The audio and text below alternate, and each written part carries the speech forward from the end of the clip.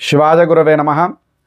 విశ్వావసునామ సంవత్సర ఫలితాంశములలో భాగంగా కుంభరాశి వారి ఫలితాలు.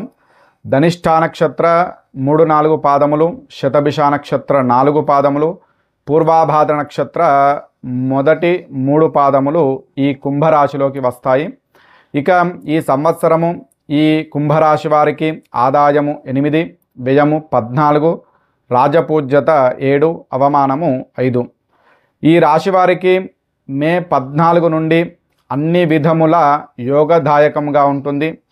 చేయు కృషియందు అభివృద్ధి, నూతన వ్యక్తులతో స్నేహ లాభములు, బంధువర్గములో ఆధిక్యత, కుటుంబ సభ్యులతో కలిసిమెలిసి ప్రయాణములు చేయుట, తీర్థయాత్రలు, దైవ కార్యములలో పాల్గొనుట జరుగును. కోర్టు వ్యవహారములు పరిష్కారమునకు వచ్చును. ఇంటి యందు వివాహాది శుభకార్యములు జరుగును. ధన ఆదాయము బాగుంటుంది. స్థిరాస్తిని అభివృద్ధి చేయు ప్రయత్నములు జరుగుతాయి. తలపెట్టిన కార్యక్రమాలలో విజయము చేకూరుతుంది. శని ప్రభావముచే మతిమరుపు, జ్ఞాపకశక్తి తగ్గుట, మతిస్థిమితము లేకపోవుట, నిలకడగా ఉండకపోవుట జరుగుతుంది. రోగబాధలు ఎక్కువ, అనారోగ్యంగా ఉండును. విద్యార్థులకు పరీక్షలలో పాసగుట జరుగును.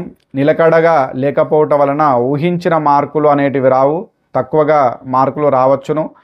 ఉద్యోగస్తులకు ఆలస్యముగా ప్రమోషన్లు వస్తాయి, ట్రాన్స్ఫర్లు జరుగుతాయి.